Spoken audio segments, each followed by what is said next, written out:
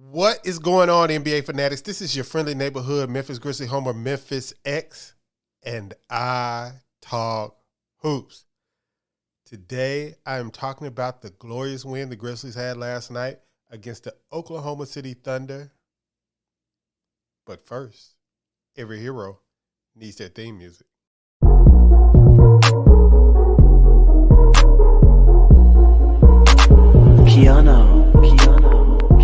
Grizz gang, go hard. Baddest in the game, we be on one. I talk hoops, so secure. All up on the court, but we gon' score. Memphis bringing heat straight from Tennessee. Ja Morant spiking, let's go, boy. He that MVP. Well, it was another good victory in the House of Grizz, better known as FedEx Forum. The Grizzlies beat the Oklahoma City Thunder 121-110.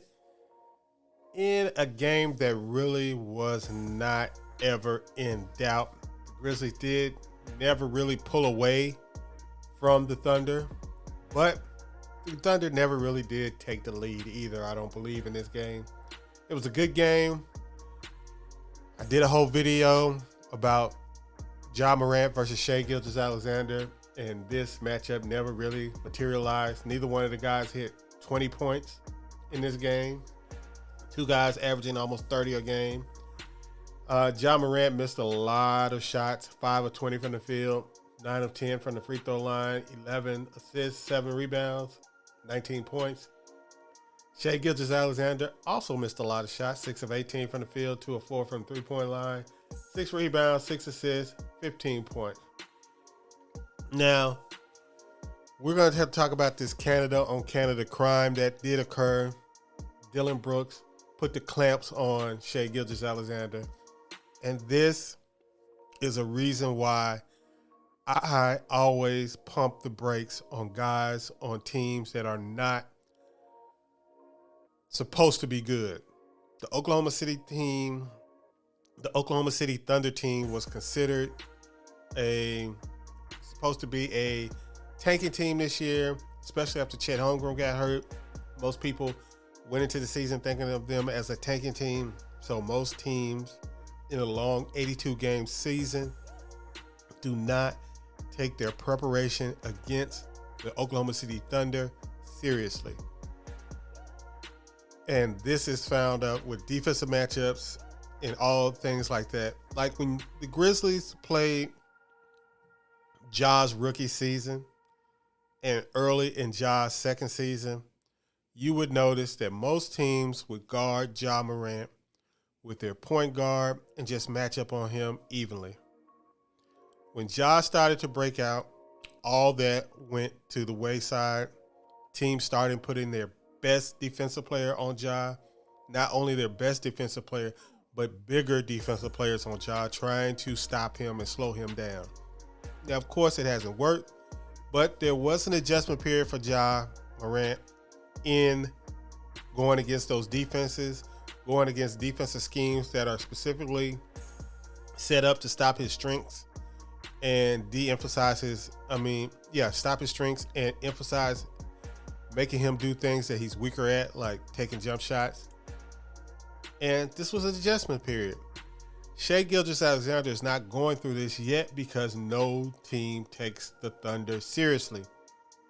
Thunder are a tanking team. But, it is what it is. The biggest news out of this game was Ja Morant having an ankle sprain at the end of the game, going out, and now he's going to be week to week. Grade 1 ankle sprain. The Grizzlies announced today. So, it is what it is. So hopefully Ja Morant can get better.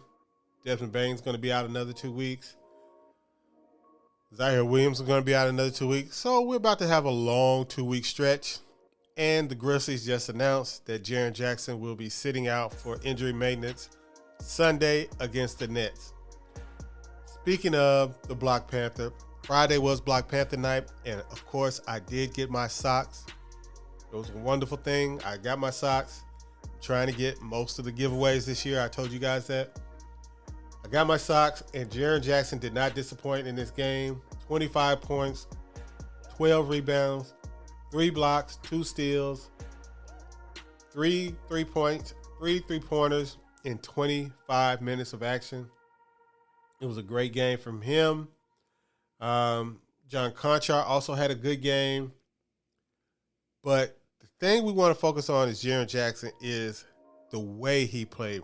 He played like a dominating interior big man who can shoot three-pointers. Not a guy that floor spacing big who can sometimes get on the inside and do some things. It was kind of a different thing. He was trying to post up a little bit more. Of course, the Grizzlies still can't make a damn entry pass to save their lives, but Jaren's going to sit out against the Nets, and then he's going to have about a week and a half, maybe 2 weeks, where he should be the primary option on the team, and I am here for it. Unlike everybody else, I'm not too worried about the Bane. Well, I'm a little concerned about the Zaire thing, but Bane and Ja, I'm not worried about them. Let them rest up. Our run is going to come after the Christmas game against the Warriors. I want everybody to be healthy by that time. So hopefully we can have a good showing on Christmas, our first Christmas game. So between now and then, everything is preliminary. I need the young guys to get some experience just in case they're needed later in the season or in the playoffs. And one thing that you saw in this game that you kind of been seeing kind of ramping up the last few games is Taylor Jenkins' use of David Roddy as a point of attack defender.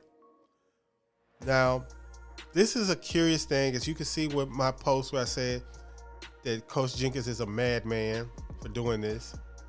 Because if you don't know, if you didn't keep up with the draft cycle, the one weakness for David Roddy coming into the NBA was his defense, and especially his man-on-man defense, because his hip flipping, his ability to lateral quickness and stay in front of guys was questioned. But as you can see, the Grizzlies have already got him in tune to do this at a higher level than he ever did in college.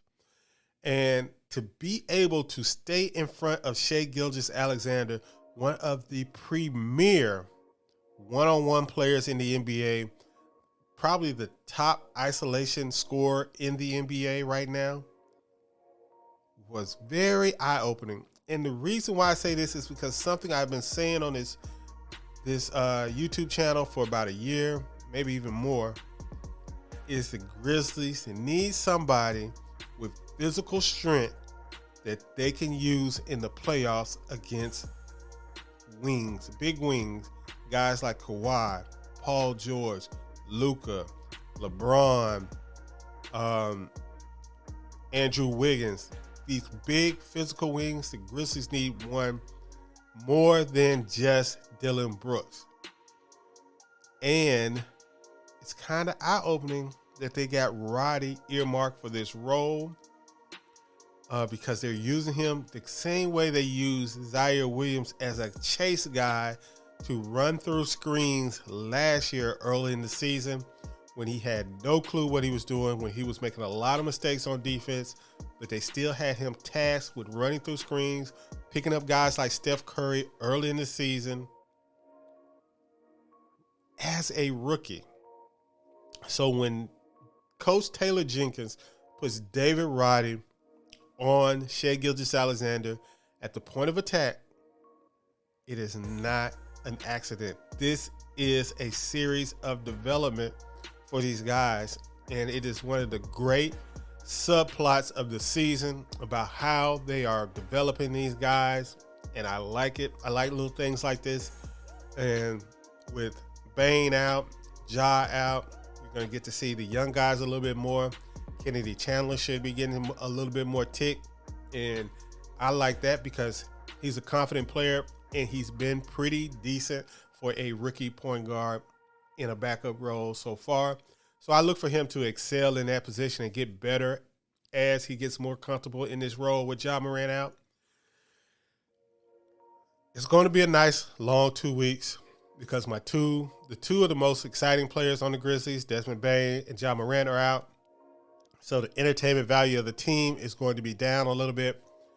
But the we don't know what's going to happen on any given night factor is going to be way up. So I'm excited to see what's going to happen in the next 2 weeks. I predict the Grizzlies will still be around 3 to 4 games over 500 when Ja, Desmond, and Zaire get back healthy. So guys, did you enjoy that game against the Thunder? Were you a little disappointed that the Ja Shai Gilgeous-Alexander matchup didn't quite blossom as expected? Let me know what you think in the comment section. I will see you guys on the next video. Peace.